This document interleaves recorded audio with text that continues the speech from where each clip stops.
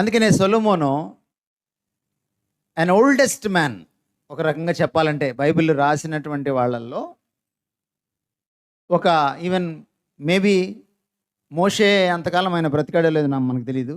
మోషేని పక్కన పెడితే ఒక చాలా ముదుసలి మనిషి, ఒక ముసలి మనిషి యవనస్తుల కోసం రాసిన పుస్తకం బైబిల్లో ఏంటంటే ప్రసంగి పుస్తకం అన్నమాట. తెలుసా ప్రసంగి గ్రంథం ఎక్కడ ఉంటుందో? ఎట్లా ఉన్నారేంటి? చెప్పండి, తల సరిగా ఊపండి. సామెతల తర్వాత ఉంటుందా? రైట్, పాత నిబంధనలో ఉంటుంది మొత్తం మీద. ఓకే, సో అందుకని ఆయన ఏమన్నాడంటే, మీకు తెలుగులో ట్రాన్స్లేషను నీ బాల్య దినములందే అంటే మీరు చిన్నపిల్లలు అనుకుంటున్నారేమో, నీ యవ్వన దశలో అని అర్థం అన్నమాట హీబ్రూ భాషలో. ఎందుకంటే ఆయన ఎందుకు ఈ పుస్తకం రాశాడంటే, తాను యవ్వన దశలో సరిగ్గా లేడు, నాలాగా మీరు ఉండొద్దు. తాను యవ్వన దశలో సరిగా లేకపోవడం వల్ల తన జీవితం నాశనం అయిపోయింది. తన జీవితం నాశనం అవడమే కాదు, దేశం కూడా నాశనం అయింది. ఎందుకంటే ఈయన రాజుగారు నాశనం అయితే ఏమవుతుంది? దేశం కూడా నాశనం అయిపోతుంది. సొలొమోను పరిపాలన వల్లే ఆ తర్వాత 12 గోత్రాలు 2 ముక్కలై 2 దేశాలుగా మారిపోయినాయి. ఆయన పరిపాలన బాగాలేక, ఆయన ప్రవర్తన కూడా బాగాలేక. అంచేత ఆయన ఇప్పుడు మీకేం సలహా ఇస్తున్నాడంటే, నాలాగా ఉండొద్దు అని చెప్పడానికి ఈ పుస్తకం రాశాడు. అక్కడ మొదలెట్టి మీకు కొన్ని సూచనలు ఇస్తాను నేను సొలొమోన్ లాగే. అవి మీరు తీసుకుంటే సొలొమోన్ లాగా ఉండరు, అందుకంటే బెస్ట్గా ఉంటారు. చూడండి, చాలా సింపుల్ లాజిక్ చెప్తాను మీకు. లైఫ్లో ఉన్న బెస్ట్ పార్ట్ని మీరు బెస్ట్ విషయాల కోసం బెస్ట్గా వాడారనుకోండి, రిజల్ట్ ఏమొస్తుంది? అంతే. ఏంటి లైఫ్లో బెస్ట్ పార్ట్? యూత్. లైఫ్లో ఉన్న బెస్ట్ పార్ట్ని వర్స్ట్ విషయాల కోసం వర్స్ట్గా వాడారనుకోండి, రిజల్ట్ ఏమొస్తుంది? వర్స్ట్ అంటే మీకు అర్థం కావట్లేదు కదా, వరస్ట్ అనాలనుకుంటా కదా. వరస్ట్గా అవుతుందన్నమాట మన భాషలో చెప్పాలంటే కదా. ఇప్పుడు చాలాసార్లు మనం ఏం చేస్తామంటే, ఈ యూత్ని తీసుకెళ్ళి ఎక్కడ పెడతాము? ఇంకో దీనికి అంకితం చేస్తాం. దీంట్లో మీకు వాట్సాప్లో చాలాసార్లు వచ్చేది ఎట్లా ఉంటుంది? చెత్త ఉంటుంది, చెత్త. పనికొచ్చేది ఏమైనా ఉంటుందా? చాలా తక్కువ. ఈ చెత్తకి మీరు ఇచ్చారనుకోండి, సమయం ఎక్కువ ఇస్తున్నారు కదా వాట్సాప్కి. ఇప్పుడంటే ఎగ్జామ్స్ కాబట్టి ఏదో కాస్త పక్కన పెట్టి ఉంటారేమో, కానీ మామూలుగా అయితే సో అప్పుడు మీకు ఏమొస్తుంది జీవితంలో? చెత్తే. మీరు ఫేస్బుక్లోకి వెళ్ళి చూడండి ఎంత చెత్త ఉంటుందో. పనికొచ్చేది ఏమైనా ఉందా? పనికొచ్చేది అంటే మీకు పనికొచ్చేది, ఇతరులకు పనికొచ్చేది, దేవుడికి పనికొచ్చేది, దేశానికి పనికొచ్చేది ఏమన్నా ఉందా?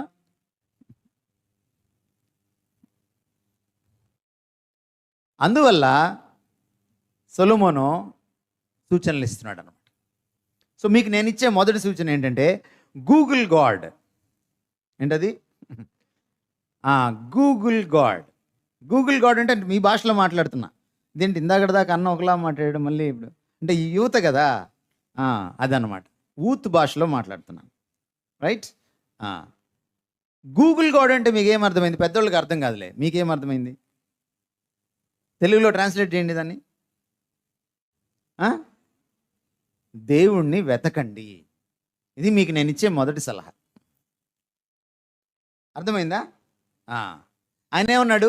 నువ్వు యవ్వనంలో ఉన్నప్పుడే 12వ అధ్యాయము 1వ వచనం సొలొమోను ఏమన్నాడు? దుర్దినములు ఇంకా రాకముందే, అరే బోరు కొట్టేసిందిరా లైఫ్, చెత్త అయిపోయిందిరా, నాశనం అయిపోయిందిరా లైఫ్, అనవసరంగా నాశనం చేసుకున్నానే అనే రోజు ఒకటి వస్తుంది. అది రాకముందే. ఏమండి? ఆ, ఆ, ఆ, ఆ, ఆ, ఆ, ఓకే. ఆ, ఆ. నువ్వు ఇంకా యవనంలో ఉన్నప్పుడే, ఈ బెస్ట్ పార్ట్లో ఉన్నప్పుడు ఫస్ట్ చేయాల్సిన బెస్ట్ థింగ్ ఏంటంటే రిమెంబర్ యువర్ గాడ్. నీ దేవుణ్ణి వెతుకు.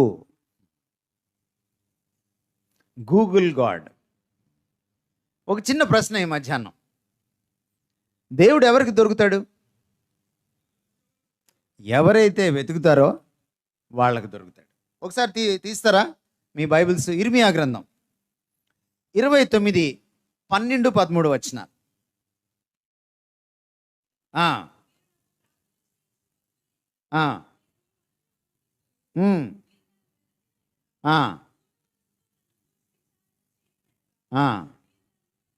ఎస్, ఎవరికి దొరుకుతాడు దేవుడు? ఎవరు వెతుకుతారో, అది కూడా మనస్ఫూర్తిగా, ఇష్టంగా. ఊపిరి ఎంత కష్టమో, ఊపిరిని నమ్ముకున్నారు అప్పుడు.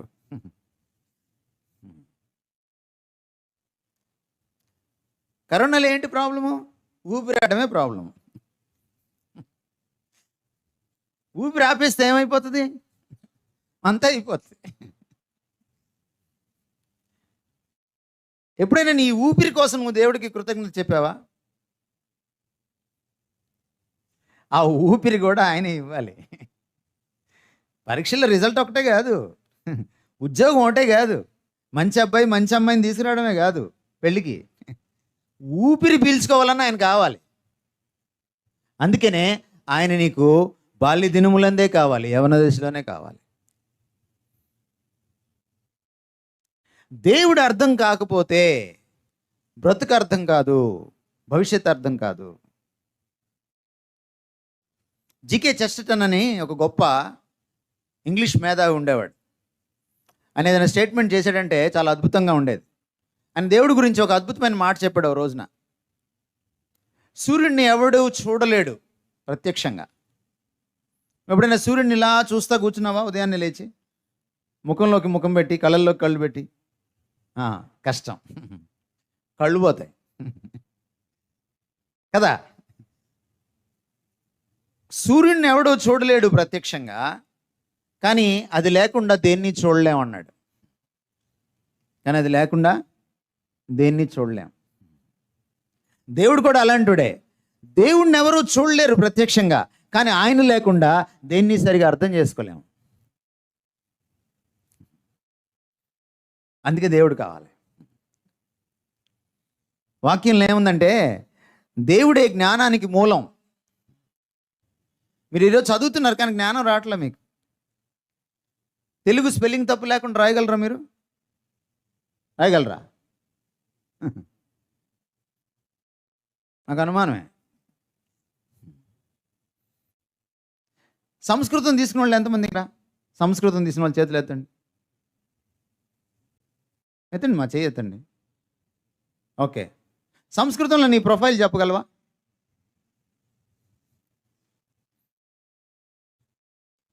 సంస్కృతంలో ఎన్ని సందులు ఉంటాయో చెప్పగలవా?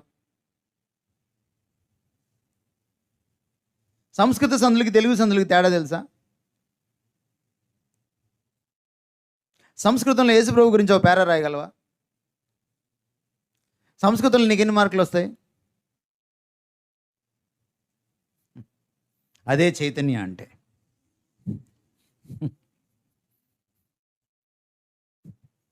అర్థమైందా మీకు? మీకు జ్ఞానం లేదని చెప్పడానికి చెప్పాను ఇదంతా. అందుకే ఈ పుస్తకం ఏం చెబుతుంది? జ్ఞానం కావాలంటే దేవుడి దగ్గరికి రారా. అందుకే దేవుడిని వెతకాలి. జ్ఞానం లేకుండా బతకగలమా? బతకలేం. లోకంలో బ్రతకాలంటే జ్ఞానం కావాలి. జ్ఞానం కావాలంటే దేవుడు కావాలి. దేవుడు కావాలంటే ఆయన వెతకాలి, మనస్ఫూర్తిగా వెతకాలి. దేవుడు లేకపోతే నా బతుకు నాకు అర్థం కాదు, నా భవిష్యత్తు నాకు అర్థం కాదు. ఎందుకని మీరు అందరూ ఇంజనీర్లు అవ్వాలనుకుంటున్నారు, అందరు డాక్టర్లు అవ్వాలనుకుంటున్నారు? ఎందుకు చెప్పండి? ఇంకేం లేవా ప్రపంచంలో? ఇంకేం లేవా అవ్వడానికి? ఆ డాక్టర్ కోర్సు ఫెయిల్ అయితే ఫార్మసీ, అది కూడా ఫెయిల్ అయితే నర్సింగ్, కాదు కూడదంటే అగ్రికల్చర్. కాపీ బతుకులు కదా మన. ఎదురుంటే అమ్మాయి డాక్టర్ అయితే మనం డాక్టర్ అవ్వాలి, ఎదురుంటే అబ్బాయి ఇంజనీర్ అయితే మనం ఇంజనీర్ అవ్వాలి. నా ఫ్రెండ్స్ నారాయణలో చేరారు. నారాయణ నేను వేరే కాలేజీలో చేరను, నారాయణలోనే చేరతాను. నీ ఫ్రెండ్స్ చేసుకున్న అబ్బాయిని చేసుకుంటావు రేపు పొద్దున? ఎంత దరిద్రంగా లేదు బతుకు? ఎందుకు ఇలా దరిద్రంగా తయారైంది? నువ్వు పక్కనోడిని కాపీ కొట్టుకుంటా ఎందుకు కూర్చున్నావు? ఎందుకు కూర్చున్నావంటే నీ మూలం నీకు అర్థం కాల. నీ మూలం ఎవరు? దేవుడు. నీ మూలం నీకు అర్థమైనప్పుడు నీ ఒరిజినాలిటీ నీకు అర్థమవుతుంది. అందుకే దేవుడు కావాలి. ముసలివాడైన తర్వాత, ముసలిదాని అయిపోయిన తర్వాత దేవుడు వచ్చి లాభం ఏమిటి? అన్యమతం ఉంది వాళ్ళకి, ముందు బ్రహ్మచర్యం, ఎంజాయ్ లైఫ్. ప్రతిదానికి ఒక ట్యాగ్ లైన్ ఉంటుంది. ఆ తర్వాత గృహస్థం అంటే పెళ్ళవుద్ది అన్నమాట. చేసేదేముంది? ట్యాగ్ లైన్ అనమాట. పెళ్ళైపోయింది కదా, ఇంకా చేసేదేముంది? కొన్ని రోజులు అయిపోయిన తర్వాత పెళ్ళి మొత్తేస్తుంది అనమాట. కాశీకి వెళ్ళలేడు, అలాగని కాపురం చేయలేడు. ఇది మధ్యస్థమైన బతుకు అన్నమాట. దాన్ని వానప్రస్థం అన్నారు. అదొక దుర్భరమైన దశ. ఆ తర్వాత వస్తుంది ఏమిటిది? సన్యాసం. భార్యను కూడా వదిలిపెట్టగలిగే తెగింపు, కాశీకి వెళ్ళిపోవడం. అప్పుడు దేవుడు. కానీ ఈ పుస్తకం అలా చెప్పట్లా. వృద్ధాప్యంలో సన్యాసం చెప్పట్లా. బ్రహ్మచర్యం నుంచే నీకు దేవుడు కావాలి. అప్పుడు బ్రతుకు బాగుంటుంది. ద బెస్ట్ పార్ట్ ఆఫ్ లైఫ్ని నువ్వు పూర్తిగా అర్థం చేసుకున్నప్పుడు దాని నుంచి బెస్ట్ తీసుకోవడానికి నీకు వీలవుతుంది. The best part of life అంటే యూత్ నీకు మధ్య వయసు అయిపోయిన తర్వాత ముసలితనంలోనూ అర్థమైతే లాభం ఏంటి? సులభం లాగా పుస్తకం రాసుకోవాలి అంతే, అందుకంటే ఏం చేయలేవు.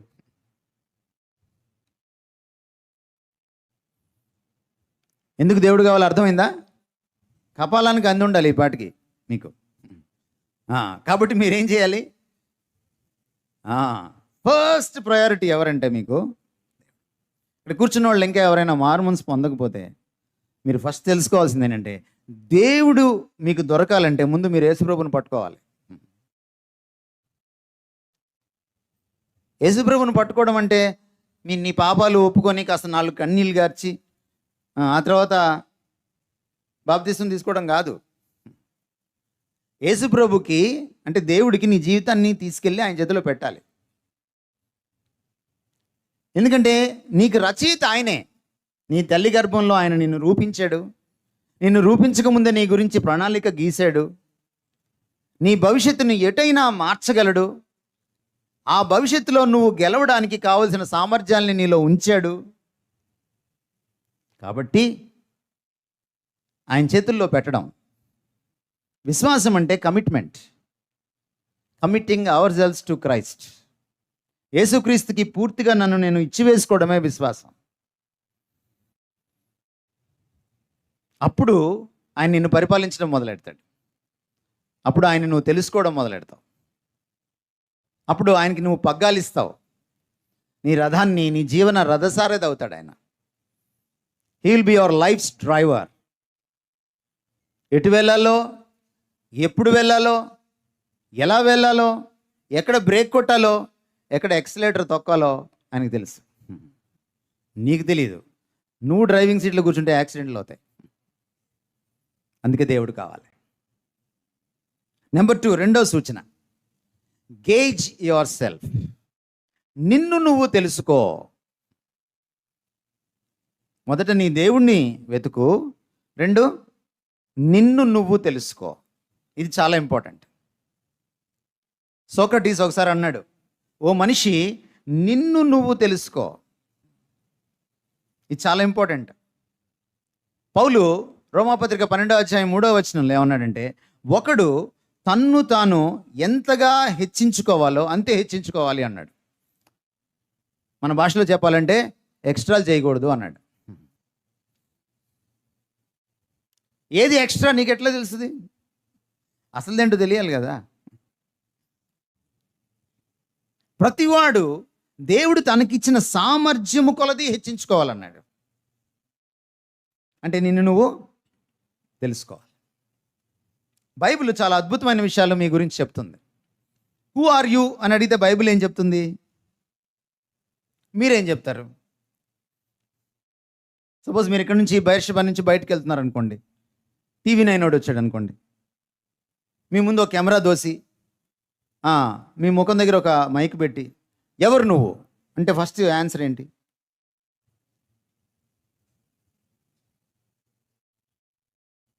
మా అమ్మ కొడుకుని, మా నాన్న కుట్టిని అని చెప్తారా?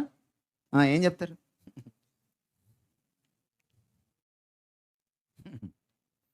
మహా అంటే మీ పేరు చెప్తారు. మహా అంటే నేను స్టూడెంట్ అని చెప్తారు. ఎవరు నువ్వు అంటే అర్థం ఏంటంటే, నీ సామర్థ్యం ఏంటి, నీ స్వభావ స్వరూపం ఏంటి, నీ సత్తా ఏంటి, లోపల నువ్వెవరు, నువ్వేం చేయగలవు. మీరు ఉద్యోగంకి వెళ్ళినప్పుడు ఫస్ట్ ఏం అడుగుతారు? బీటెక్ అయిపోయిన తర్వాత ఫ్రెషర్గా, MBA అయిపోయిన తర్వాత ఫ్రెషర్గా ఫస్ట్ క్వశ్చన్ ఏంటి ఇంటర్వ్యూలో? ఎవరు నువ్వు? అదే క్వశ్చన్, ఫస్ట్ క్వశ్చన్.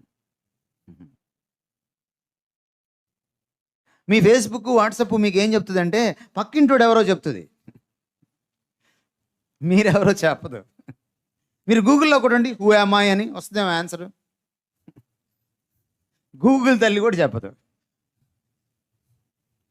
చెప్పదు. నిన్ను నువ్వు తెలుసుకోవడం సెకండ్ ఇంపార్టెంట్ థింగ్. ఎందుకంటే నీలో ఏముందో నీకు తెలియకపోతే నువ్వేం చేస్తావు తెలుసా? ఎప్పుడు పక్కింటోడనే కాపీ కొడతావు. ఇప్పుడు అందుకే ఈ డాక్టర్లు, ఇంజనీర్లు గొడవ. ప్రపంచంలో అందరు డాక్టర్లు అయితే పేషెంట్లు ఎవరు? నీటిలో తప్పిపోయిన వాళ్ళ?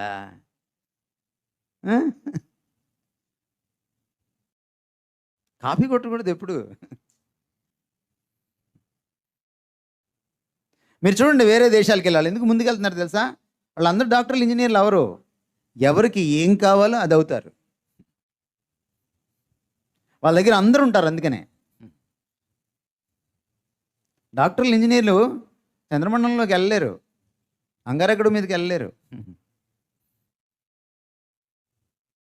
అది ప్రాబ్లం. నిన్ను నువ్వు తెలుసుకోకపోతే నువ్వు 24 గంటలు ఏం చేస్తావంటే పక్కింటోడు ఏం చేశాడు, ఎదురింటో ఆవిడ ఏం చేసింది, నేను అదే చేస్తాను. మీ తల్లిదండ్రులు కూడా అలాగే ఉన్నారు. వాళ్ళ కొలీగ్ వాళ్ళ అమ్మాయి ఏం చేస్తే మిమ్మల్ని అదే చేస్తారు. వాళ్ళ కొలీగ్ వాళ్ళ అమ్మాయి ఎక్కడ జాయిన్ అయితే మిమ్మల్ని కూడా అక్కడ జాయిన్ చేస్తారు. వాళ్ళకి పాపం అంతే తెలుసు. ఏం చేస్తాం? భారతదేశం గొప్పతనం అది. ఇదంతా వెరస ఎందుకు జరుగుతుందంటే మీరెవరో మీకు తెలీదు. 139 దావీదు కీర్తన మీరు చదివితే మీ గురించి అద్భుతమైన మాటలు ఉన్నాయి. కీర్తనకారుడు ఏమంటున్నాడంటే, బైబిల్ ఏం చెప్తుందంటే మీరు ఒక విచిత్రం అని చెప్తుంది. ఎవరు మీరు? విచిత్రం. మళ్ళీ చైతన్య వాళ్ళకి చిన్న పరీక్ష తెలుగులో. చిత్రానికి విచిత్రానికి ఏంటి తేడా? ఇదేంటి సార్ ఇలాంటి విచిత్రమైన ప్రశ్నలు వేస్తున్నారంటున్నారా? చిత్రానికి విచిత్రానికి ఏమిటి తేడా? చిత్రం ఎప్పుడు మామూలుగా ఉంటుంది, విచిత్రం అలా మళ్ళీ ఇంకోటి ఉండదు. మీరు చిత్రమా విచిత్రమా? According to Psalm 139 you are not a చిత్రం, యు ఆర్ ఎ విచిత్రం. అంటే నీలాంటి అమ్మాయి, నీలాంటి అబ్బాయి ఇంకొకడు భూమి మీద లేడు. భూమి యొక్క అగాధ స్థలంలో నువ్వు నన్ను విచిత్రముగా నిర్మించిన నాడు. ఉందా మాట? ఉందా మాట? భూమి యొక్క అగాధ స్థలాలు అంటే తల్లి గర్భం అన్నమాట, బైబిల్ పొయటిక్ లాంగ్వేజ్లో. తల్లి గర్భంలో ఎలా సృష్టించాడంటే దేవుడు నిన్ను విచిత్రంగా, చిత్రంగా కాదు. You not just a selfie, you are an exclusive selfie. నీలాంటి సెల్ఫీ ఇంకోళ్ళకి లేదు. మీ చేతి ఫింగర్ ప్రింట్స్ చూసుకోండి ఒకసారి, ఇంటికి వెళ్ళినప్పుడు చూసుకోండి, పౌడర్ రాసి దీని మీద పౌడర్ వేసి చూస్తే తెలుస్తుంది మీకు. సింకులు ఉంటాయి, చక్రాలు ఉంటాయి, కొంతమందికి అర్థం కాని కూడా ఉంటాయి. మీ అమ్మకు కూడా రాయండి, సేమ్ ఉంటాయా? నాన్నకి, అక్కకి, తమ్ముడికి నువ్వు అంత విచిత్రం. అప్పుడప్పుడు అమ్మ తిడుతుంటుంది, అక్క చూడు ఎంత బాగా చదువుకుంటుందో. ఆమె అక్క, ఆమె ఒక చిత్రం, నేను ఇంకో చిత్రం. చదువుకుంటే చిత్రం, ఇది చదువుకోని చిత్రం. అంత విచిత్రం మీరు. ఏమిటి దీని అర్థము? నీలో ఉన్న సామర్థ్యం నీ పక్కన వాళ్ళలో ఉండదుగాక ఉండదు. కాబట్టి వాడు ఇంజనీర్ అయితే నువ్వు అవ్వకూడదు, నువ్వేంటో నిరూపించాలి. భారతదేశం ఎందుకు వెనక్కి వెళ్ళిపోతుంది? చైనా వల్లే, అంటే చైతన్య నారాయణ వల్లే. చూడండి, మన పక్కనే ఒక పెద్ద దేశం చైనా దేశం ఉంది కదా, వాళ్ళ జనాభా ఒకప్పుడు మన జనాభా కంటే ఎన్నో రెట్లు ఎక్కువ. మనం ఇంకా దశాబ్దం కూడా పట్టదు మనకి వాళ్ళ జనాభాని దాటేసి వెళ్ళిపోతున్నాం మనం. వాళ్ళ జనాభాని దాటేసాం మనం. మనదేమో చిన్న దేశం. మన దేశం పక్కన పెట్టి చూడండి, చైనా పక్కన ఎంత పెద్దగా ఉంటుంది చైనా. కానీ చైనా దేశస్తులు అందరూ కలిసి పనిచేస్తే ఎంత సంపాదిస్తారో దాన్ని జీడిపి అంటారు. విన్నారు ఎప్పుడైనా జీడిపి అన్నమాట? అందరూ కలిసి పనిచేస్తే ఎంత వస్తుందో ఆ ఉత్పత్తిని జాతీయ స్థూల ఉత్పత్తి జీడిపి అంటారు, గ్రాస్ డొమెస్టిక్ ప్రోడక్ట్ అంటారు. మరి వాళ్ళ జనాభా మన జనాభా ఒకటే ఉన్నప్పుడు ఇద్దరు జీడిపి ఒకటే ఉండాలి కదా. కానీ వాడి జీడిపి ఏమో 10 రెట్లు ఎక్కువ ఉంది. ఎందుకని? వాళ్ళ ఇంట్లో 4 ఉంటే 4 పనిచేస్తారు. మన దేశంలో మన ఇంట్లో 6 ఉంటే ఒక ఆయన పనిచేస్తాడు, 5 తింటారు.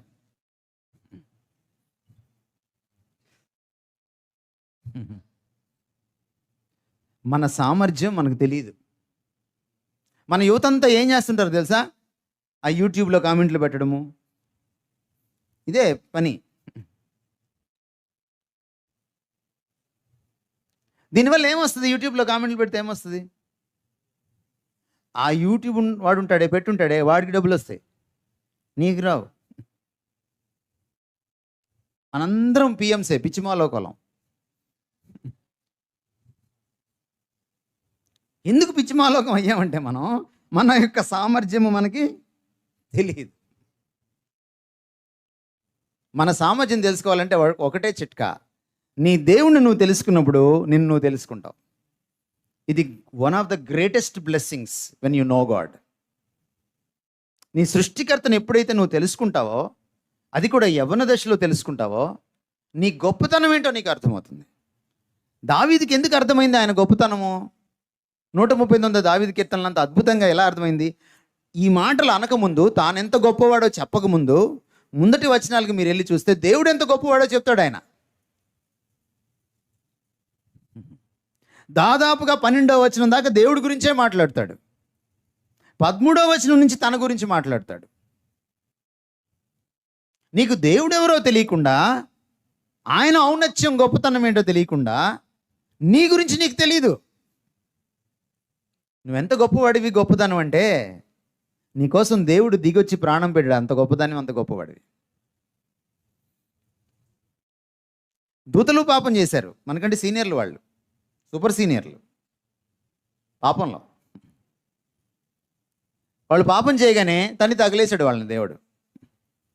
వాళ్ళ కోసం చచ్చిపోలా, దేవదూతగా మారలా. హెబ్రీ గ్రంథకర్త ఏమన్నాడంటే 2వ అధ్యాయంలో, ఆయన దేవదూతల స్వభావమును ఎంత మాత్రమును ధరించుకోనలేదు, కానీ మన స్వభావం ధరించుకున్నాడు. అబ్రహాము సంతాన స్వభావం ధరించుకున్నాడు, మనుషుల స్వభావం ధరించుకున్నాడు. ఎందుకని? మనిషిని రక్షించడానికి. అంటే you are greater than in value, greater than angels. నువ్వు దేవదూతల కంటే గొప్పవాడివి, గొప్పదానివి. ఇది తెలియక 10/10 రాలేదు, 9/10 వచ్చిందని ఆత్మహత్య చేసుకుంటే పిచ్చి మాలోకాలు ఉన్నారు. మార్కులు కాదు నీకు కొలమానం. సిలువ చూడు ఒకసారి, సిలువను చూస్తే నీకు అర్థమవుద్ది దేవుడి ప్రాణం ఎంత విలువైందో. నువ్వు అంత విలువైన దానివి, నువ్వు అంత విలువైన వాడివి. You are equal to the life of God, not less than the life of God. ఇది నీకు తెలియకపోతే ఐఏఎస్ ఎలా వస్తుంది, పరీక్షలు ఎలా పాస్ అవుతావు? మీ జ్ఞానం పరీక్షల జ్ఞానం చెప్పమంటారా నన్ను? మీరు 10th క్లాస్ పరీక్షలు అయిపోయిన తర్వాత రేపు ఎప్పుడు మార్చి 1 నుంచా? అయిపోయినాయా? స్టార్ట్ అయిపోయినాయా? వెరీ గుడ్, మంచిది, శుభం. ఎప్పుడు అయిపోతాయి? మార్చి 11th అయిపోతాయి. సిబిఎస్ఈనా మీరు? సిబిఎస్ఈ వాళ్ళు అయిపోయినాయి అంటున్నారు. స్టేట్ సిలబస్ అవ్వలేదు కదా, 1 నుంచి స్టార్ట్ అవుతుంది. సిబిఎస్ఈకి 20 నుంచి స్టార్ట్ అయినట్టున్నాయి. మొత్తం మీద అయిపోతాయి కదా. అయిపోయిన నెల రోజులకు మళ్ళీ మీకు పరీక్షలు పెడితే 10/10 వాడికి 10/10 వస్తాయా? ఎందుకు రావు? అదే చైతన్యం అంటే, అదే నారాయణం అంటే. దీనికి ఎవరు భాష్యం చెప్పగలరు?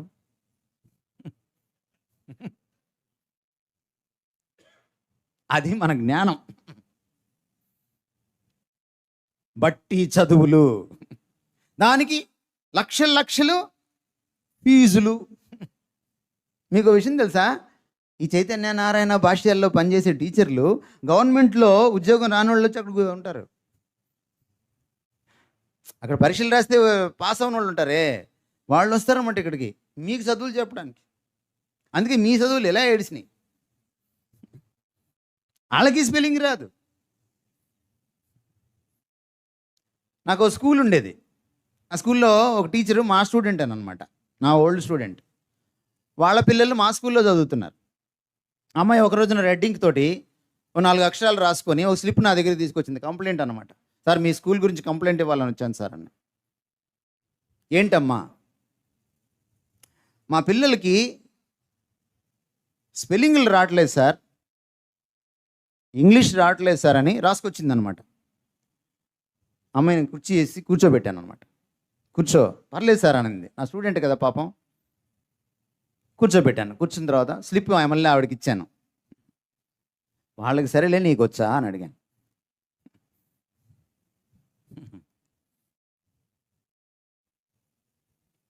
ఈవిడ స్పెల్లింగ్కి స్పెల్లింగ్ తప్పు రాసింది. ఏం చేస్తాం మరి?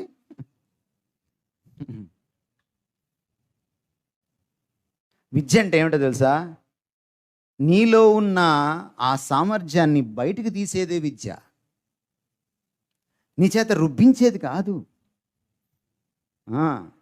ఫిజిక్స్ కాసేపేసి, కెమిస్ట్రీ కాసేపేసి, ఫిజిక్స్ పచ్చడి, కెమిస్ట్రీ పచ్చడి, మ్యాథ్స్ పచ్చడి, కలగూర పచ్చడి చేసి ఈ రుబ్బుడు కార్యక్రమం కాదు. కాబట్టి క్రైస్తవ విద్యార్థులు ఎలా ఉండాలి? మొదట క్రీస్తుని ఎరగాలి, తత్ఫలితంగా దేవుణ్ణి తెలుసుకుంటారు, తర్వాత వాళ్ళు తెలుసుకోవాలి. మీలో ఉన్న సామర్థ్యానికి తగ్గట్టుగా మీరు కెరియర్ని ఎంచుకోవాలి. అది ఇంపార్టెంట్. తల్లిదండ్రులు కూడా ఉన్నారు కదా ఇక్కడ, మీరు కూడా వినండి. పిల్లలకి ఏది వాళ్ళకు వచ్చో అది చేయించండి వాళ్ళ చేత. వాళ్ళు డాక్టర్ కాకపోతే ఏమీ కాదు. డాక్టర్ అయితే కొన్ని తిప్పలు ఉన్నాయి. ఎంబీబీఎస్ అయ్యేటప్పటికి ఎన్ని సంవత్సరాలమ్మా? నీట్ రాకపోతే ఇంకెన్ని సంవత్సరాలమ్మా? ఎంబీబీఎస్ అంతా అయిపోయిన తర్వాత సరిపోద్ది, అది చాలదు. ఏం చేయాలమ్మా? పీజీ చేయాలి. పీజీకి మళ్ళీ ఎంట్రన్స్ రాయాలి. అది రాకపోతే ఏం చేయాలమ్మా? రాస్తూనే ఉండాలి అని తెప్పలో.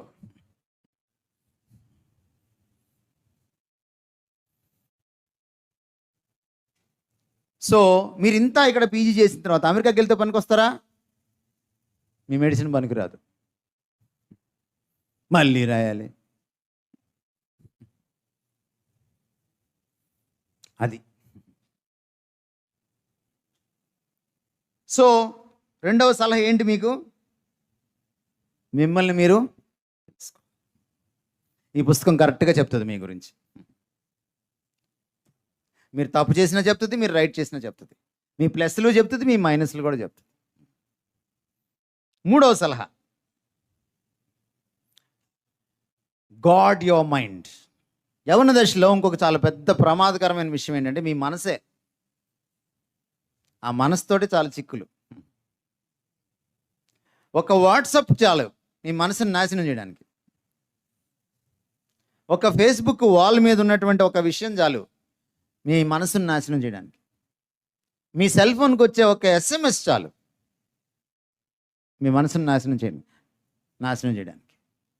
మీరు రాత్రి పడుకునే సమయంలో ఒక అన్నోన్ నెంబర్ నుంచి మీకు 2 పదాలు హాయ్ డార్లింగ్ అని వచ్చింది అనుకోండి, చాలు మీ జీవితం నాశనమే.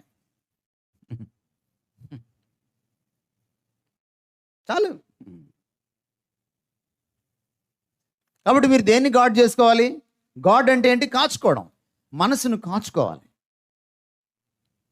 తన మనసుని కాచుకోని వాడు ప్రాకారం లేని పురముతో సమానము అన్నాడు సొలొమోను సామెతల్లో. పాత రోజుల్లో పట్టణాలకు చుట్టూ ప్రహరీ గోడలు ఉండేవి, చాలా ఎత్తుగా ఉండేవి. ఇప్పుడైనా కోట గోడలు చూసారా మీరు? దానిపైన బురుజులు ఉండేవి. ఆ బురుజుల పైన అందరూ ఎప్పుడు కాపలా కాస్తూ ఉండేవాళ్ళు, ఎవరైనా యుద్ధం చేయడానికి వస్తారా మా మీదికని. ఒకవేళ ఆ ప్రాకారం లేకపోతే ఆ పట్టణం పరిస్థితి ఏంటి? ఎవడైనా ఎప్పుడైనా వచ్చి ఆ పట్టణస్తులను దోచుకోవచ్చు, చంపచ్చు, ఈడ్చుకెళ్ళచ్చు, ఏమైనా చేయొచ్చు. సొలొమోను ఏమన్నాడంటే, ఒకడి మనస్సు అది కంట్రోల్లో లేకపోతే, దాన్ని కాచుకోకపోతే ఆ ప్రాకారం లేని పురముతో అది సమానం. అపవాది ఎప్పుడు దాడి చేద్దామా అని చూస్తూ ఉంటాడు, గర్జించు సింహం వలె తిరుగాడుచుంటాడని పేతురు రాశాడు. మీరు ఆల్రెడీ గేట్లు తీసేసి ఇటు వాట్సప్, ఇటు ఫేస్బుక్, ఇటు టీవీ, అటు సీరియల్ అన్నీ పెట్టుకొని మీరు కూర్చుంటే వాడు హాయిగా లోపలికి వస్తాడు. సో మీరేం చేయాలి? మీ మనసుని కాపాడుకోవాలి, కాచుకోవాలి. రోమపత్రిక 12వ అధ్యాయం 2వ వచనంలో ఏం రాయబడిందంటే, మీరు ఈ లోక మర్యాదను అనుసరించి నడుచుకోకూడదు. ఆ తర్వాత ఆయన మనసు గురించి మాట్లాడాడు. మనసును కాచుకుంటే లోకం నుంచి కాచుకున్నట్టు. లోకం ఫస్ట్ దేని నుంచి వస్తుంది? మన జీవితంలోకి ముందు మనసులోకి వస్తుంది. పాపం ఎలా వస్తుంది మన జీవితంలోకి? ముందు మనసులోకి వస్తుంది. ఇంగ్లీష్లో ఒక మంచి కొటేషన్ ఉంది, so a thought reap an action, so an action reap a habit, so a habit reap a character, so a character reap a destiny. ఏది విత్తుతావు అది కోస్తావు అన్నారు కదా యేసుక్రీస్తు వారు. నువ్వు ఆలోచన విత్తితే క్రియలు కోస్తావు, క్రియలు విత్తితే అలవాట్లు కోస్తావు, అలవాట్లు విత్తితే క్యారెక్టర్ కోస్తావు, క్యారెక్టర్ విత్తితే అదే నీ గమ్యస్థానం, చివరికి అదే ఈ కూర్చుంటావు. నీ మనసులో చెడు బీజాలు నాటితే ఈ వాట్సాప్లు ఇవన్నీ ఏం నాటుతాయి మనసులో? మీరు చెప్పండి నాకు. ఇది సమయాన్నే కాదు నాశనం చేసేది, మనసును నాశనం చేస్తుంది. మనసును కాపాడుకోవాలి యంగ్స్టర్స్ ముఖ్యంగా. మీరేం చూస్తున్నారు, మీరేం వింటున్నారు? మీరేం చదువుతున్నారు? ఇవన్నీ చాలా ఇంపార్టెంట్. ముఖ్యంగా ఎవరూ లేనప్పుడు మీరేం వింటున్నారు? ఎవరు మిమ్మల్ని చూడనప్పుడు మీరేం చూస్తున్నారు?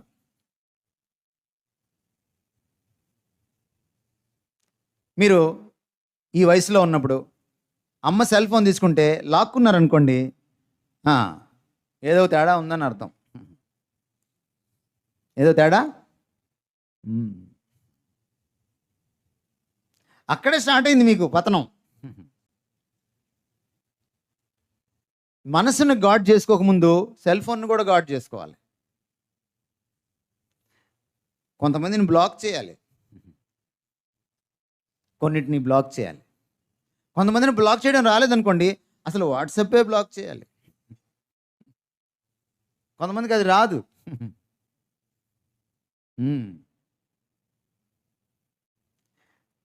నిన్ను పాడు చేసే ఏది కూడా నీ మనసులోకి వెళ్ళకుండా నువ్వు చూసుకోవాలి, నువ్వు ఫిల్టర్ చేసుకోవాలి. చాలా అవసరం. నువ్వు చూజీగా ఉండాలి. నువ్వు ఏం ఆలోచిస్తున్నావో అదే ఆచరణలోకి వస్తుంది. ఆలోచనే ఆచరణగా పరిణమిస్తుంది. What you think that you become. Yes, అందుకని మన థింకింగ్ చాలా ఇంపార్టెంట్. మన థింకింగ్ని ఏది ప్రభావితం చేస్తుంది?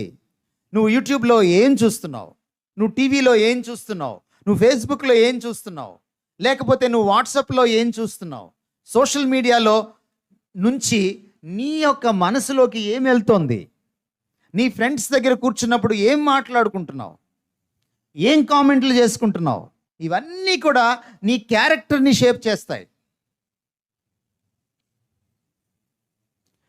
మనసు ఒకసారి షేప్ అయిపోయింది అనుకోండి, నువ్వు కూడా ఆ షేప్లోకి వెళ్తావు.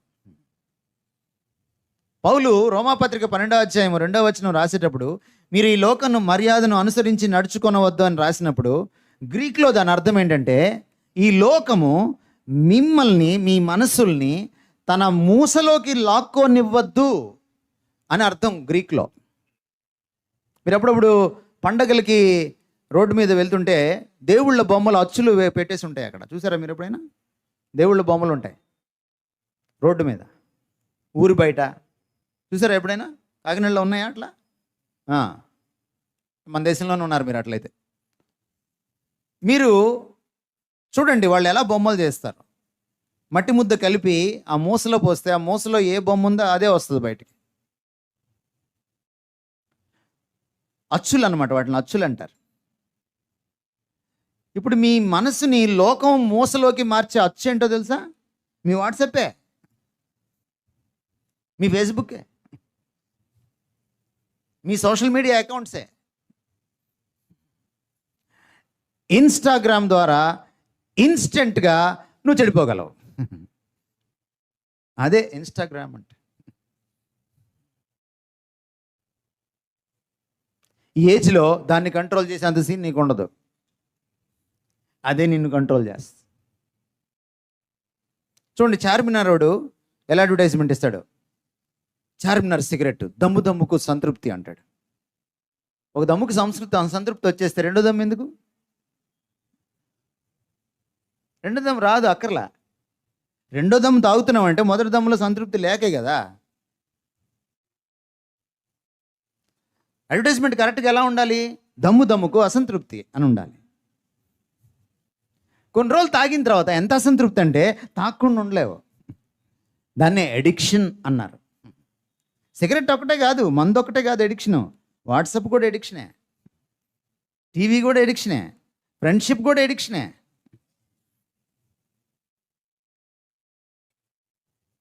మనసును కాచుకోవాలి. మనసును కాచుకుంటేనే క్యారెక్టర్ బాగుంటుంది. ఫిలిప్పీ పత్రిక 4వ అధ్యాయం 8వ వచనం చదవండి.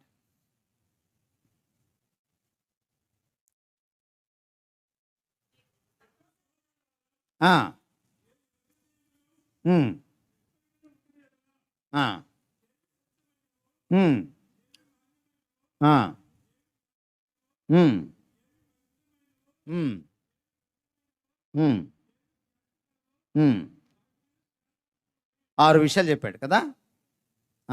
ఏంటవి? సత్యమైనవి, తర్వాత మాన్యమైనవి, తర్వాత తర్వాత మీరు ఒకవేళ తెలుగులో అర్థం కాలేదనుకోండి, మీరు ఇంగ్లీష్లో చదవండి. అర్థమైందా? ఇంగ్లీష్లో కొన్ని అర్థం కాలేదనుకో మళ్ళీ తెలుగులో చదవండి. ఎందుకంటే మీరు తెలుగిష్ బ్యాచ్ కాబట్టి. ఈ మధ్య తెలుగు ఇంగ్లీష్ పక్కన ప్రింట్ చేసిన బైబిల్ వచ్చింది. అది కొనుక్కోండి చైతన్య వాళ్ళందరూ. బెటరు, మీకు బైబిల్ అర్థమవుతుంది. అక్కడ ఏముంటుందంటే ఇంగ్లీష్లో థింక్ ఆన్ దీస్ థింగ్స్ అంటే మీ థింకింగ్ ఎలా ఉండాలంట? చూజీగా ఉండాలి. చూజీగా అంటే ఎంచుకోవాలన్నమాట. ఇది వద్దు, ఇది కావాలి. ఏవి కావాలో లిస్ట్ ఇచ్చాడు అక్కడ. అవి కాకుండా బయటవి మీరు చూడకూడదు, చేయకూడదు, మనసులోకి వెళ్ళకూడదు. అప్పుడే మీ బతుకు బాగుంటుంది. యవ్వన దశలో జాగ్రత్తగా ఉండకపోతే, మనసును కాచుకోకపోతే యాక్సిడెంట్లు అవుతాయి. మీకు ఒక యాక్సిడెంట్ చెప్పనా? యాక్సిడెంట్ అంటే ఏంటి చెప్పండి మీరు. మీకేం అర్థమైంది యాక్సిడెంట్ అంటే? యాక్సిడెంట్ అంటే మనకు తెలియకుండానే జరుగుతుంది. మనం కావాలని వెళ్ళి గుద్దితే అది యాక్సిడెంట్ కాదు, ఇన్సిడెంట్. మీరు ఈ బిల్డింగ్ మీదకి వెళ్ళి దూకారనుకోండి, అది ఇన్సిడెంట్, యాక్సిడెంట్ కాదు. పడ్డారనుకోండి, యాక్సిడెంట్. మీరేమంటారు? ప్రేమలో దూకాం అనరు, పడ్డాం అంటారు. అదే యాక్సిడెంట్ అన్నమాట. మనసు కాచుకోకపోతే ఏమవుతుంది? లవ్ యాక్సిడెంట్ జరుగుతుంది. జాగ్రత్త, కాచుకోవాలి. ఇలాంటి యాక్సిడెంట్లు చాలా జరుగుతాయి. యాక్సిడెంట్లు ఎప్పుడైనా మీరు షేపులు పోవడం చూశారు కానీ కొత్త షేపులు రావడం ఎప్పుడు చూడరు మీరు. షేపులు మారిపోతాయి, బతుకు దుర్భరం అయిపోతుంది, నాశనం అయిపోతుంది. చూసుకోండి మరి. అందుకని మనసుని ఏం చేయాలమ్మా? కాచుకోవాలి. ఓకేనా? కీర్తనలో ఇంకో సలహా ఉంది. అదేమిటంటే వాక్యాన్ని ధ్యానించాలి. మనసుని ఎప్పుడైతే వాక్యంతో నింపుకుంటారో మీకు చెడు ఎంటర్ అవ్వడానికి అవకాశం ఉండదు. చెడు రాకుండా ఎలా చేయొచ్చు మనసుని? మీరు ఖాళీగా కూర్చున్నారు అనుకోండి, చెడు వచ్చి కూర్చుంటుంది. An idle man's brain is devil's workshop అన్నారు. మీకు తెలియదులే, సామెతలు మీకు తెలియదు, ఇంగ్లీష్లో అసలు తెలియదు. నెక్స్ట్ లైన్ ఏంటని చూస్తున్నారు చైతన్య బ్యాచ్. ఇలాంటివి అక్కడ ఏం చెప్పరు. ఆయన ఐడిల్ మ్యాన్ అంటే ఖాళీగా కూర్చున్నాడు అనమాట. వాడి మనసు ఎలా ఉంటుందంటే దయ్యాల కర్మాగారం లాగా ఉంటుంది అనమాట. ఒక ఆయన చాలా అద్భుతంగా దీన్ని ట్రాన్స్లేట్ చేశాడు. సోమరి మనసు సాతాను ఆఫీస్ అని. ఏం చేయకుండా కూర్చున్నాం అనుకో ఏమవుతుంది? ఖాళీ మనసుతో కూర్చుంటే ఖాళీ మనసుతో ఉన్న వాళ్ళని వాడు ఆడుకుంటాడు. మీ మనసును కాచుకోవడం తర్వాత సంగతి, వాడు ఆడుకోవడం మొదలెడతాడు. అందుకని మీరేం చేయాలి? మనసుని వాక్యముతో నింపుకోవాలి, ధ్యానించాలి. మళ్ళీ మళ్ళీ ఆలోచించడమే ధ్యానించడం. ఎవరైతే ఏ యవనస్తులైతే మనసునిలో వాక్యాన్ని నింపుకొని మళ్ళీ మళ్ళీ ఆలోచిస్తారో వాళ్ళ మనసుల్లోకి లోకం, పాపం, చెడు రావడం చాలా చాలా కష్టం. You have to God your mind. 4వ సలహా, grab your time. Grab your time. Grab అంటే జౌరుకోవాలి, చేజిక్కించుకోవాలి, కాలాన్ని పట్టుకోవాలి, దాన్ని వెనక పరిగెట్టాలి. కాలం మన కోసం ఆగదు. Time and tide waits for none అని ఉంది ఇంగ్లీష్లో. Time and tide. మీరు కాకినాడలో ఉన్నారు కదా, టైడ్ అంటే అలా పైకి లేచి సెల్ఫీ తీసుకుంటాను ఆగంటే ఆగదు, పడిపోద్ది. Time and tide waits for none. ఎవరి కోసం అది వేచి ఉండదు, మనమే దాని వెనక పరిగెట్టాలి. Time is very precious. కొంచెం లేట్ అయిందా ముసలోళ్ళు అయిపోతారు. సో అందుకని ఈ బెస్ట్ టైంని ఏం చేయాలి? మీరు చేజిక్కించుకోవాలి. ఎఫెసీ పత్రిక 5వ అధ్యాయం 15వ వచనం.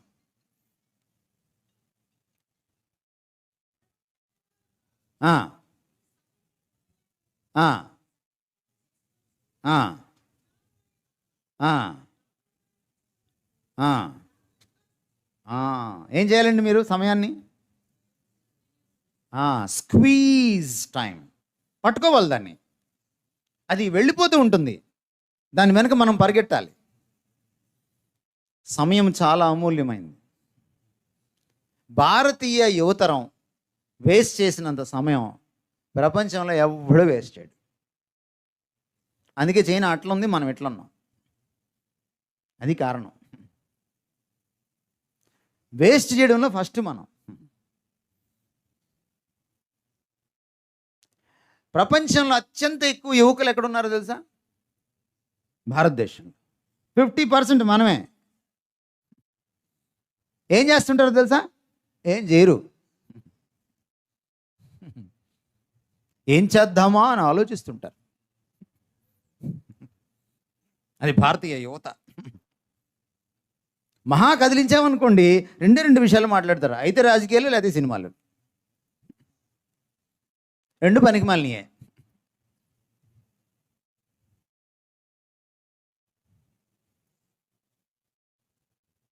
సో ఈ బెస్ట్ సమయం ఉంది చూసారా, ఇది ఎక్కువ కాలం ఉండదు.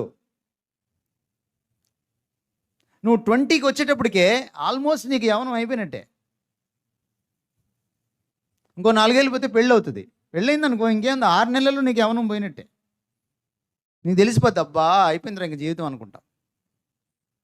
అంతే. సో ఎన్నేళ్ళు ఉంటుంది నీకు యవ్వనం? కనీసం పట్టుమని 10 ఏళ్ళు ఉండదు.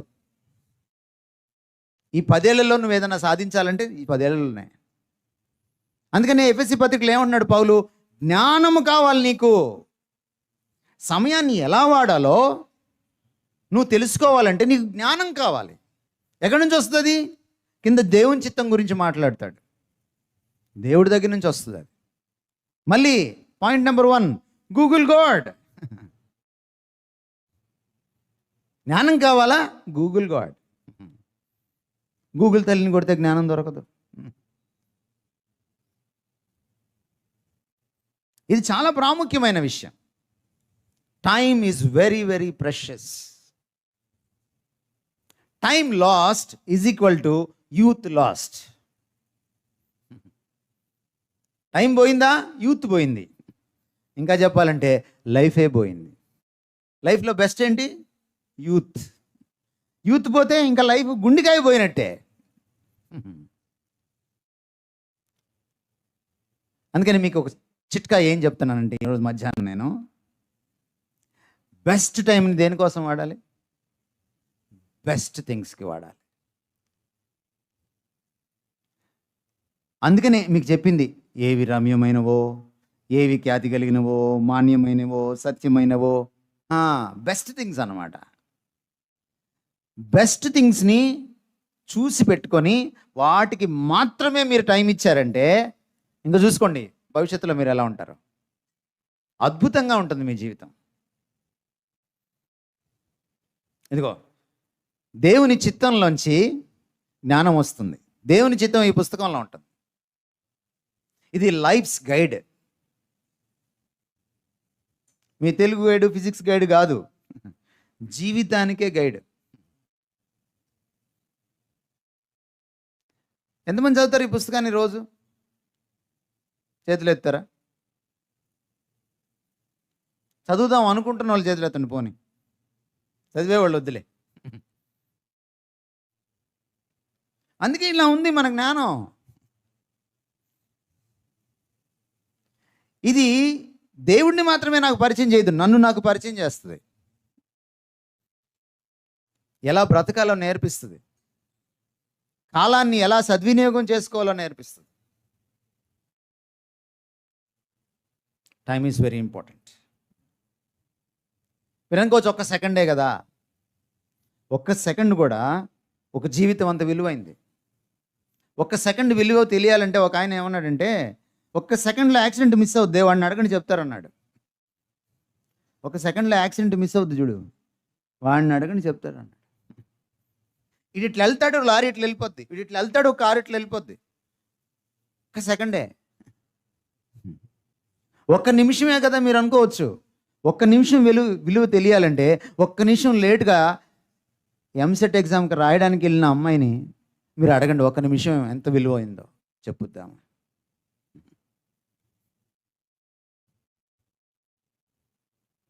టైం చాలా విలువైంది. ఒక్క మంతే కదా అని మీరు అనుకోవచ్చు. ఒక్క మంత్ విలువ తెలియాలంటే ముందుగానే నెల తక్కువ వాడు పుట్టేస్తాడే, 8 నెలలకే పుట్టేస్తాడే. వాడిని అడగండి, వాళ్ళ తల్లిని అడగండి, చెప్తుంది. ఒక్క నెల తక్కువ పుడితే వాడిని 9 నెలలు దాటేదాకా పెంచడము ఎంత కష్టమో, వాడి బతుకు నిలబెట్టాలంటే అది ఎంత కష్టమో. Time is very precious.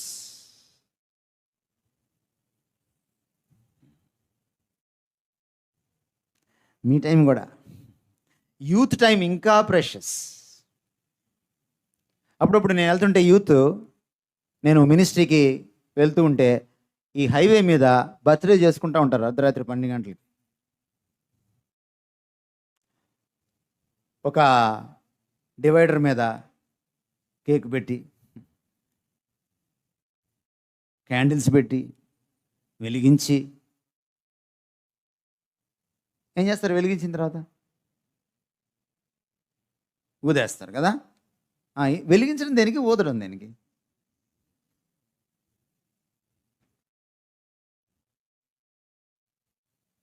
ఊదేటప్పుడు వెలిగించడం దేనికి? వెలిగించిన 4 సెకండ్లకే ఊదేస్తారు. ఎన్ని వెలిగిస్తారు? 13 ఏళ్ళు అయితే 13 క్యాండిల్స్, 17 ఏళ్ళు అయితే 17 క్యాండిల్స్. ఎందుకు ఊదేస్తారు? ఊదేవాడికి ఎప్పుడైనా అర్థమైందా? అదే ఊత్ అంటే అర్థం కాకుండా పనులు చేస్తుంటారు.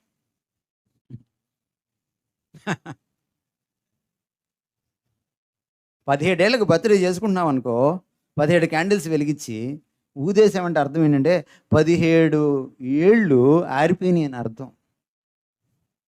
ప్రతి బర్త్డే నీకు ఏం చెప్తుందంటే, అరే వయసు వస్తుందిరా, బాగుపడు అని. హైవే మీద బర్త్డే చేసుకోవడం కాదు, జీవితం అర్థం చేసుకోవాలి.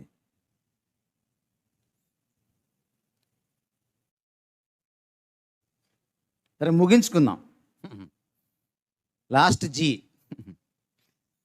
Go after a goal. ఈరోజు భారతీయ యువతకు లేనిది ఇదే, గోల్ లేదు, అందుకే బ్రతుకు గోల్మాల్ అయిపోయింది. పౌలు అనే ఒక ఆయన ఉన్నాడు. ఫిలిప్పీ పత్రిక మీరు చదివితే మళ్ళీ ఆయన ఏమంటాడంటే, గురి యొద్దకే పరిగెడుచున్నాను. ఆయనకి జీవితంలో ఏముంది? గోల్ ఉంది. మన జీవితంలో ఏం లేదు, గోల్ లేదు.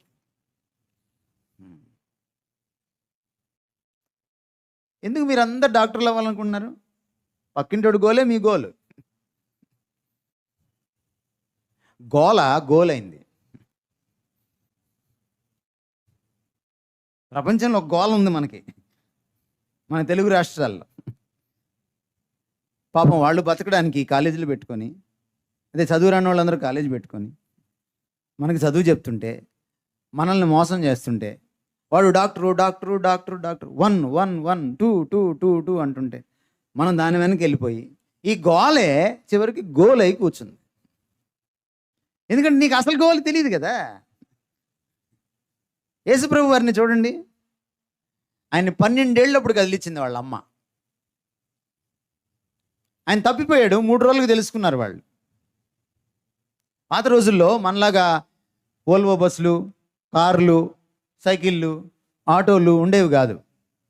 క్యారవాన్ అనేవాళ్ళు అనమాట.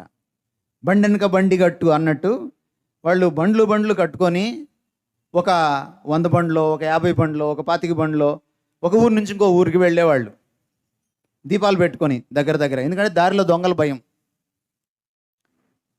ఇలాగా వెళ్తూ ఉంటే ఒక ఊరు నుంచి, ఇప్పుడు యెరూషలేము నుంచి నజరేతు వెళ్ళాలి. మేబీ ఒక రోజు పడుతుంది, ఓ రాత్రంతా ప్రయాణం ఉంటుంది బండిల మీద వెళ్తుంటే. ఈ యేసుక్రీస్తు వారికి అందరికీ హాట్ ఫేవరెట్ కాబట్టి, ఈయన చిన్నపిల్లడు, ఇంకా టీనేజ్ కూడా రాలేదు ఈయనకి. అందరి దగ్గర ఎవరో ఒక దగ్గర ఉండుంటాడులే, ఎవరో ముద్దు చేస్తున్నారు, ఎవరి దగ్గర కూర్చున్నాడు, మాటలు చెప్తున్నాడు అనుకున్నారు వాళ్ళు. 3 రోజులైంది వాళ్ళకి తెలిసేటప్పటికి. పరిగెట్టుకుంటూ వచ్చింది ఆవిడ వెనక్కి. ఎక్కడున్నాడని దారంతా వెతుక్కుంటూ వచ్చింది. మళ్ళీ దేవాలయంకి వచ్చింది. ఎక్కడ స్టార్ట్ అయ్యారో అక్కడికి వచ్చింది. అప్పుడు తెలిసింది ఆవిడకి, ఈయన పెద్దోళ్ళతో కూర్చొని డిబేట్లో ఉన్నాడు. గబగబా వెళ్ళి గాబరాగా అనింది, నువ్వు ఎక్కడికి వెళ్ళిపోయావు, నేను మీ నాన్న ఎంత భయపడిపోయాం. యేసుప్రభు గారు ఏమన్నారు అప్పుడు? 12 ఏళ్ళప్పుడు ఆయన గోల్ గురించి మాట్లాడాడు. ఆయన జీవితంలో ఆయన గోల్ ఏంటో మాట్లాడాడు. ఆయన, నా తండ్రి పని మీద ఉన్నాను, నీకు తెలీదా అమ్మా, నీకు తెలీదా ఈ విషయం అని అడిగాడు. మళ్ళీ సిలువకి ఎక్కేటప్పుడు, అంటే 33-34 ఏళ్ళప్పుడు, అంటే దాదాపుగా ఇంకొక 28 సంవత్సరాల తర్వాత మళ్ళీ ఆయన గెత్సెమనేలో ఒక్కడే కూర్చొని తన తండ్రి కళ్ళల్లోకి చూసి, మీరు యోహాను సువార్త 17వ అధ్యాయం చదివితే, భూమి మీద నువ్వు నాకు అప్పగించిన పని నేను ముగించాను, సంపూర్ణంగా ముగించాను, ఇప్పుడు నువ్వు నన్ను మహింపరచు. చిన్నతనం నుంచి తెలుసా ఆయనకి తన లైఫ్ గోల్ ఏంటో. నీకు తెలుసా నీ లైఫ్ గోల్ ఏంటో? నువ్వు యేసుప్రభు బిడ్డని ఎలా అనాలి? If you are a disciple of Christ, if you are a child of God, నువ్వు యేసుప్రభు లాగా బతకాలి. నీ గోల్ ఏంటో నీకు తెలిసి ఉండాలి. దేవుడు నిన్ను తల్లి గర్భంలో విచిత్రంగా చేసుంటే, నువ్వు ఒక విచిత్రం, ఒక మ్యాచ్లెస్ అయితే, నీ గోల్ కూడా మ్యాచ్లెస్గా ఉంటుంది, పక్కింటోళ్ళలాగా ఉండదు. నా దినముల్లో ఒకటైన నువ్వు కాకమునిపే నీ గ్రంథములో లిఖితములైన, you have a plan for me అని అర్థం దానికి. తల్లిదండ్రులు అడగాలి బిడ్డ పుట్టగానే, what is your plan for my child? ఎందుకంటే మీ బిడ్డ కాదు, బిడ్డలు దేవుడిచ్చే బహుమానం.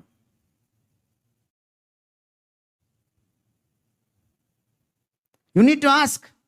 మీరైనా తల్లిదండ్రులైనా సరే, నా గోల్ ఏంటి, నన్ను ఎందుకు పుట్టించావు, నేనేం సాధించాలి, మై పర్పస్ ఆఫ్ లైఫ్.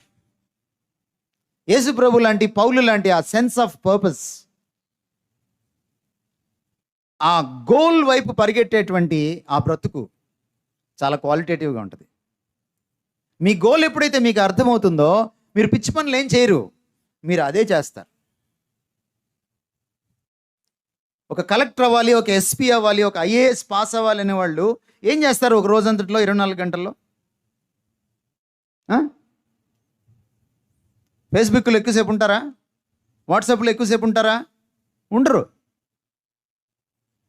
బయట సెంటర్లో కూర్చొని పిచ్చాపాటి మాట్లాడతారా? మాట్లాడరు. ఏంటి వాళ్ళ గోలు? దానికోసం ఏం చేస్తారు వాళ్ళు? దినంలో ఎక్కువ గంటలు, వీలైతే 10 నుంచి 12 గంటల నుంచి 14 గంటల నుంచి 16 గంటలు ఆ పని మీదే ఉంటారు. ఎందుకంటే వాళ్ళకి ఒక గోల్ ఉంది. ఒక ఒలింపిక్స్లో రన్నింగ్ రేస్లో 100 మీటర్స్ డాష్లో ఒక గోల్డ్ మెడల్ కొట్టాలనుకున్నటువంటి ఆవిడ ఏం చేస్తుంది? 4 సంవత్సరాలకు ఒకసారి వస్తుంది కదా ఒలింపిక్స్. ఈ 4 ఏళ్ళు ఏం చేస్తుంది? వేరే పని ఏం చేయదు. ఎందుకంటే ఆవిడకి ఒక గోల్ ఉంది. నువ్వు అన్ని పనులు ఎందుకు చేస్తున్నావు? నీకు గోల్ లేదు. ఇంగ్లీష్లో సామెత ఉంది, jack of all master of none. వీడికి అన్ని ఇంట్లో తలదూరుస్తాడండి, ఒకటి కూడా రాదు. అది అన్నమాట దాని తెలుగులో అర్థం చెప్పాలంటే. వీడు అన్నిట్లో వేలు పెడతాడు, ఒక్కటి కూడా రాదు.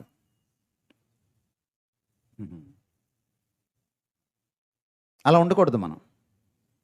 దేవుడు నిన్ను పుట్టించినప్పుడు నీ పట్ల ఆయనకి ప్రత్యేకమైన తలంపులు ఉన్నాయి.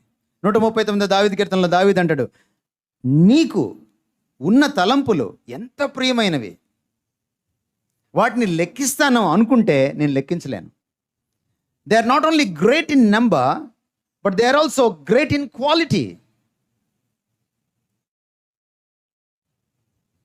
దేవుడు నీ గురించి అద్భుతమైన కలలు కంటున్నాడు, అద్భుతమైన ప్రణాళికలు గీస్తున్నాడు. Once you know him, you know his plan. Once you know his plan, you know your life's goal. Once you know your life's goal, నీ టైం ఎలాగ సెట్ చేసుకోవాలో, దేనికి ఏది ఇవ్వాలో నీకు అర్థమవుతుంది. క్వాలిటీ వస్తుంది లైఫ్లో. You never waste time.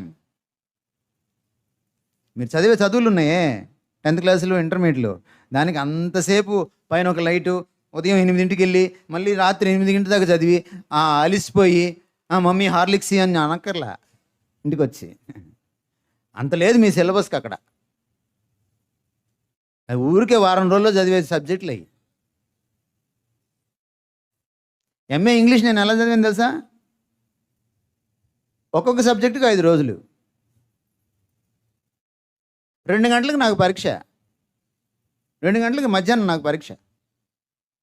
కరెక్ట్గా ఇంటి దగ్గర 1:30కి బయలుదేరేవాడిని.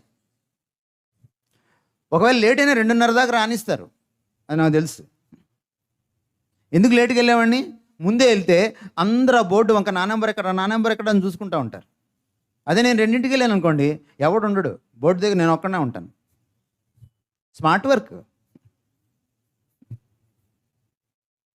చూసుకోవడం, డైరెక్ట్గా వెళ్ళడం. అదే నేను ముందే వెళ్ళాను అనుకోండి, నా నెంబర్ ఎక్కడో వెతుక్కోవాలి. నాకు రూమ్ దొరికిన తర్వాత బెంచ్లో నా నెంబర్ ఎక్కడో కూడా తెలిసిపోద్ది. అందరూ కూర్చొని ఉంటారు, ఎక్కడ ఖాళీగా ఉంది అదే నా నెంబరు. Smart work.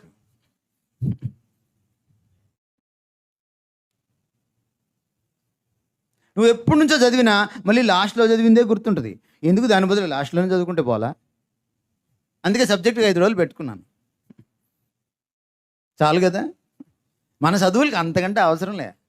దానికి ఓ చైతన్య, ఓ నారాయణ, ఒక హాస్టల్, దానికి 24 గంటలు ఉదయాన్నే లేపడం, ఒకటి వార్డును, మళ్ళీ చదువుకోవడానికి ట్యూటర్లు, ఆడు కొట్టకూడదు, బెత్తం పట్టుకోవాలి. ఇదంతా అక్కర్లేదు. కానీ బతకాలంటే జ్ఞానం కావాలి, దేవుడు కావాలి. జీవితంలో గోల్ ఉంటుంది, ఉద్యోగం చేయడం కాదు. గోల్ అంటే ఉద్యోగం అనుకుంటారు చాలామంది. నేను పిల్లల్ని అడుగుతుంటాను, అరే ఉద్యోగంకి వెళ్దాం అనుకున్నావు కదా, ఏంటో నీ జీవితంలో నీ లైఫ్ అంబిషన్ ఏంటి? జాబ్ చేయాలి సార్. అది కాదు గోల్ అంటే. మిగిలిన వాళ్ళు ఏం చేయాలనుకుంటున్నారు?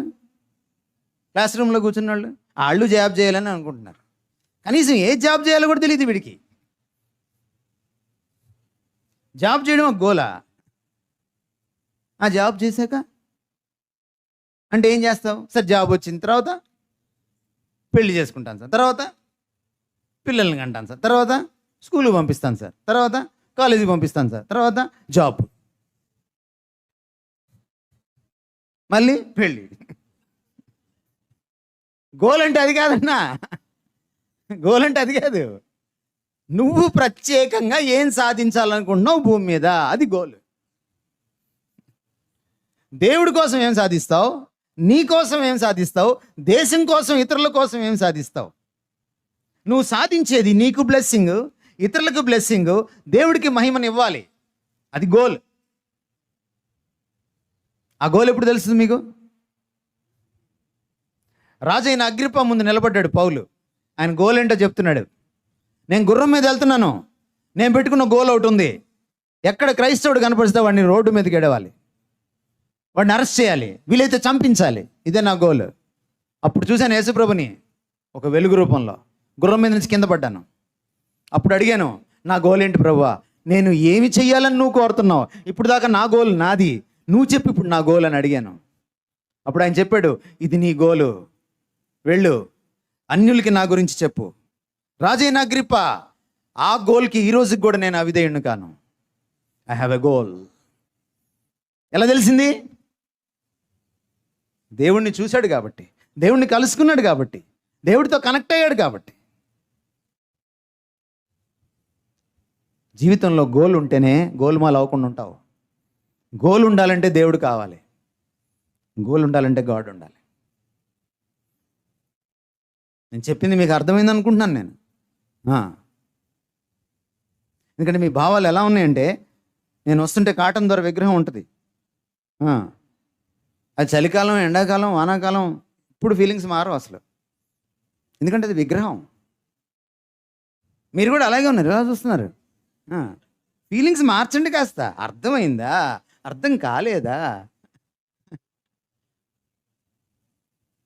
ఏమ్మా చెప్పండి, ఇప్పుడు నేను చెప్పిన 5 విషయాలు చెప్పండి. Google God. ఇంకో నిమిషం మగపిల్లని అడుగుదాం. ఏమండి? Gauge your self. మనల్ని మనం తెలుసుకోవాలి.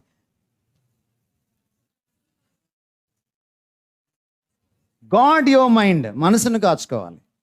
4 మీరు చెప్పండి. మామూలుగా అయ్యా మగపిల్లకాయలకి వాయిస్ ఎప్పుడు పోద్ది అంటే పెళ్ళైన తర్వాత పోద్ది. మీకంటే ముందే పోయింది. పెద్దది చెప్పండి అయ్యా. 4 చెప్పండి. Grab your time. 5 go after a goal. ఓకేనా? గుర్తుంటాయా? నోట్స్లో కాదు రాసుకోవాల్సింది. అప్పుడు ముందుకి వెళ్ళడానికి వీలవుతుంది. అర్థమైందా? Thank you so much. God bless you. మీకు ఏమైనా ప్రశ్నలు ఉంటే అడగచ్చు, లేదంటే క్లోజ్ చేస్తాను.